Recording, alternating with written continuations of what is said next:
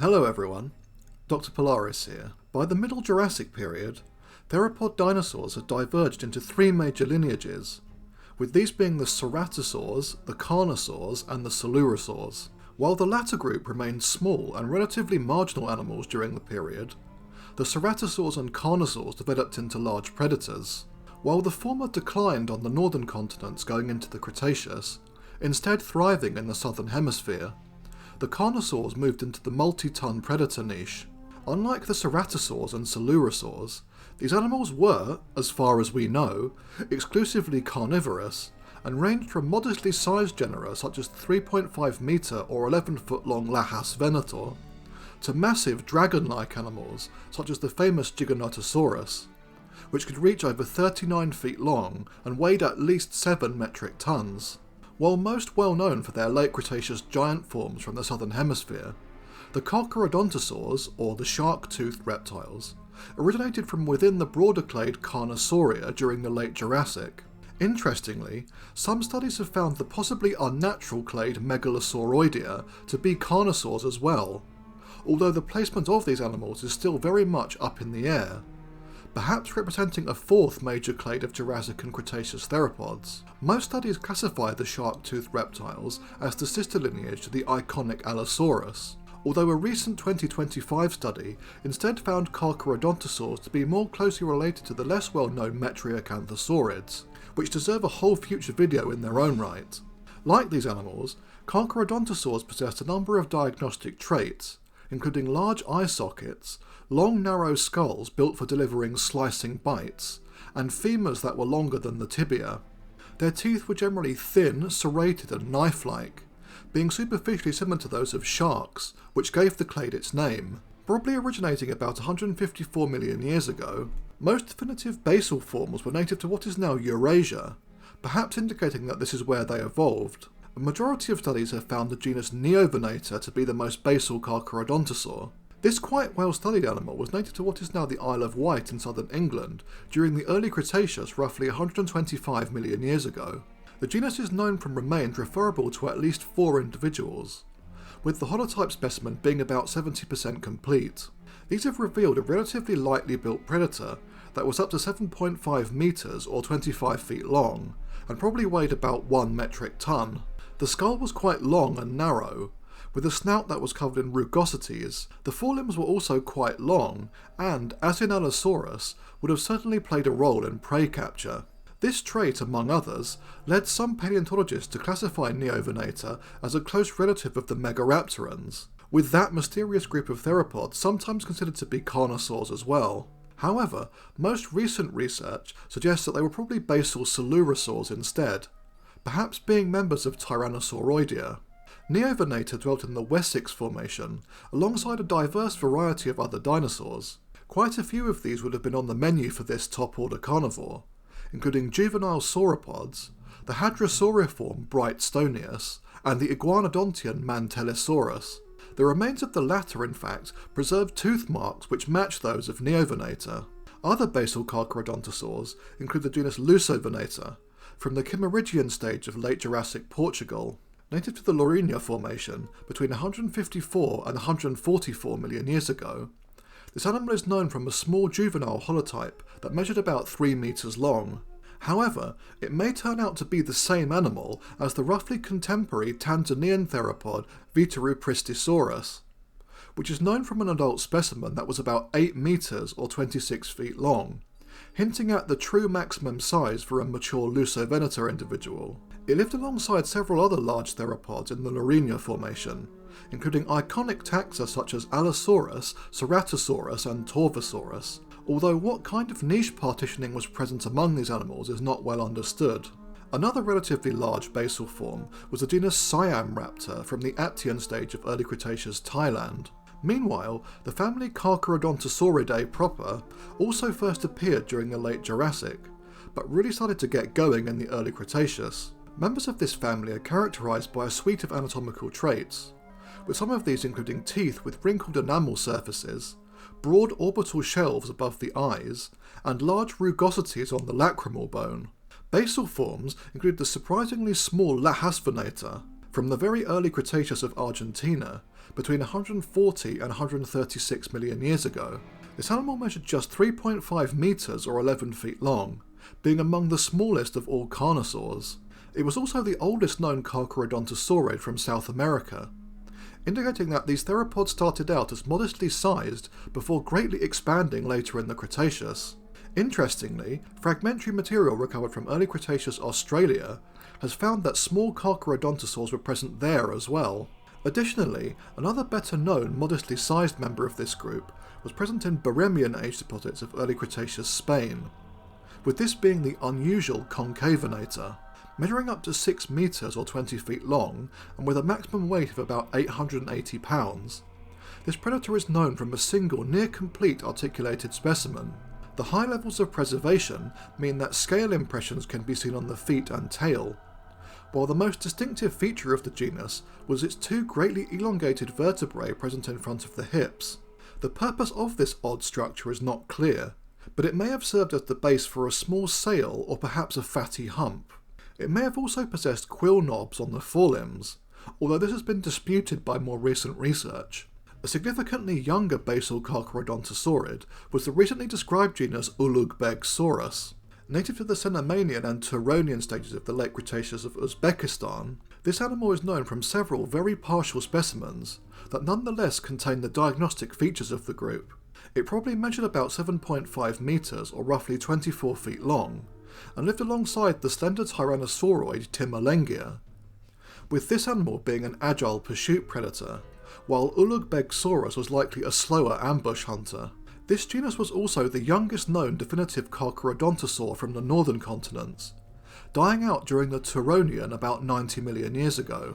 As we'll see later in the video, this was a very tumultuous time for the group as a whole. Another Laurasian member of the family that is thankfully known from much better and abundant material is the famous genus Acrocanthosaurus, which just so happens to be one of my favourite theropods.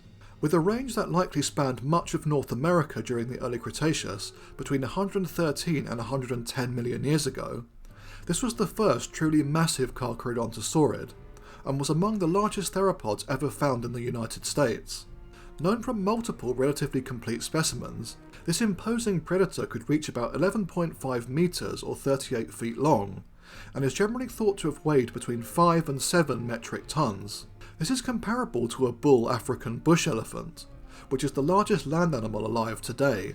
Like most other carnosaurs, it possessed a long narrow skull equipped with sharp serrated teeth that were adapted for slicing through flesh and muscle. It was a robustly built animal when compared to earlier carnosaurs such as Allosaurus, with Acrocanthosaurus almost certainly being incapable of running, preferring to patrol its territory at a more leisurely walking pace given its size. The three-fingered forelimbs, while comparatively short, were still longer than those of Tyrannosaurus, and were furnished with sharp talons. Structural analyses have found that the forelimbs were capable of being retracted with considerable force, therefore being useful for grappling and stabilising large struggling herbivores. Scans of this animal's skull, which could measure over 4 feet in length, have revealed a fairly crocodile-like brain structure, which is typical for a non-Siluriosaurian theropod. With Acrocanthosaurus having a strong sense of smell, this genus is most famous, however, for its elongated neural spines that ran along the vertebrae of the neck, back, hips and tail. This would have formed the basis for a sail, or perhaps an extended muscular hump that ran down the animal's back. In life, Acrocanthosaurus was a widespread top-order carnivore that would have hunted juveniles of the sauropods Astrodon and Sauroposeidon, as well as ornithischians like Tenontosaurus. It was also a contemporary of the iconic Deinonychus, which would have been a far smaller leopard-sized ambush predator. Other more derived members of the clade are generally thought to fall into the subfamily Carcharodontosaurinae, with the first genus to diverge probably being Carcharodontosaurus itself. This enormous animal, which was endemic to what is now northwest Africa between 100 and 94 million years ago, is unfortunately known from pretty crappy material, consisting of teeth, partial skulls, and a smattering of postcranial elements. What was once thought to be the holotype of this genus was uncovered in Egypt by German paleontologist Ernst Stromer, which was eventually shipped back to Munich, where it would be officially named Carcharodontosaurus in 1931. However, this specimen was destroyed when the museum in which it was housed was levelled by a British bombing raid on Munich in 1944. Through the utilisation of surviving photographs, this lost specimen was reanalysed in 2025, revealing that this animal was rather different from what we now know to be Carcharodontosaurus, with it being classified as its own unique genus Tamaryraptor. It's now thought to have been definitively present only in Morocco and Algeria. Represented by a fragmentary skull, dentary, 2 cervical vertebrae and teeth, this animal was enormous, with estimates for overall length being between 12 and 12.5 metres, or up to 41 feet long, and perhaps weighing as much as 7 metric tons. The Neotype skull alone, which was uncovered in the 1990s by Paul Sereno et al., measured over 5 feet long. It lived alongside an almost certainly hunted sauropod such as Rabachisaurus.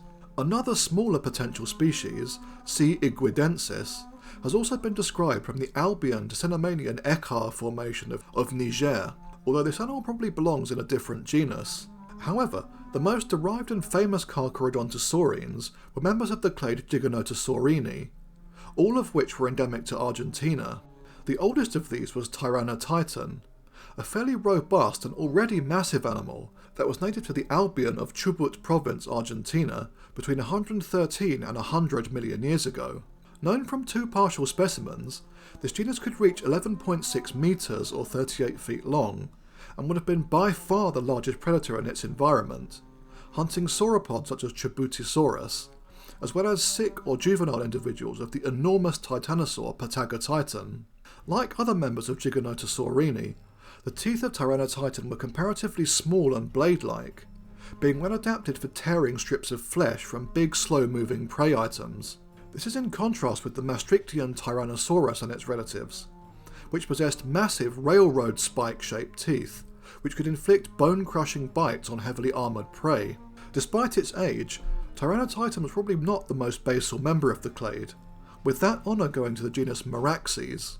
This Cenomanian animal was described in 2022 and is named after a dragon from the Song of Ice and Fire novels. The holotype was surprisingly complete for a Carcharodontosaur from the Southern Hemisphere, being represented by an almost complete skull, as well as a good deal of the postcranial skeleton. It may have been slightly smaller than the other members of Giganotosaurini, and weighing roughly 4.26 metric tons. Interestingly, this genus possessed enlarged curved claws on the second toes, which were likely utilised to restrain struggling prey. In addition, the holotype individual was found to be one of the oldest non-avian theropods, being between 39 and 53 years of age. It had also only reached skeletal maturity 4 years before its death, with Meraxes reaching its large adult size by extending its growth period in a process known as hypermorphosis. Recent studies have also recovered similar lifespans and growth rates in the very distantly related Tyrannosaurus rex, contrasting with earlier findings. Meanwhile, the iconic type genus for this clade has gained recent notoriety as it was featured, rather inaccurately it must be said, in the Jurassic World movie series. First described from remains found in western Argentina in 1993, the genus soon entered into sometimes quite childish debates concerning whether it or Tyrannosaurus was the largest theropod dinosaur. Today it's been confirmed that T-Rex was the more massive animal, although Giganotosaurus was still enormous, potentially reaching lengths of 12.5 metres or 41 feet, and may have weighed over 7 metric tons. Its long, low skull may have been up to 5.3 feet in length, which would be among the biggest for any theropod. However, given that this genus is known from much scantier remains than T-Rex, for example, these estimates have a wider margin of error.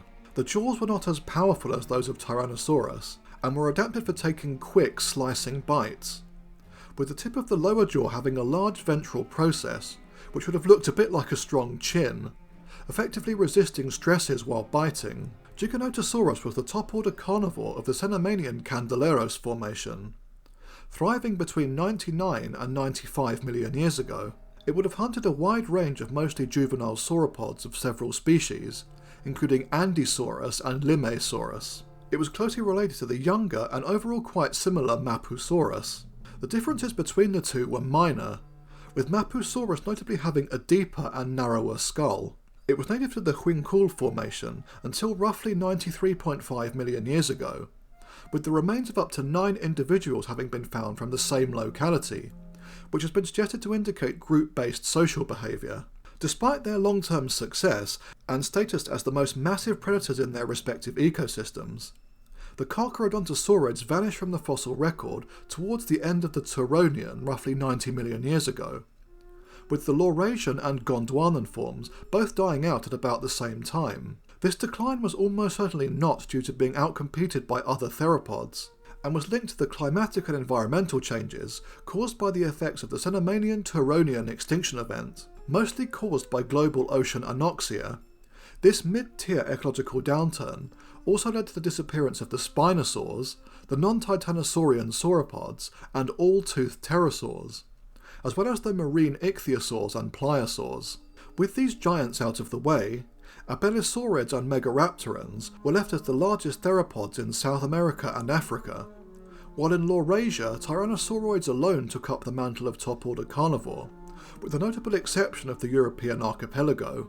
In doing research for this video, my mind was continually blown by just what alien animals these megatheropods were, as absolutely nothing like them exists today. With elephant-sized, dragon-like carnivorous animals confined to the world of fiction, they were a diverse bunch in terms of size though, as some Carcharodontosaurs were far more modestly sized animals and weren't always apex predators. Thanks for watching everyone. The next episode will be covering a patron-selected topic, which just so happens to be on the evolution of the bovids, an incredibly diverse group of modern artiodactyls. See you again soon. Cheerio.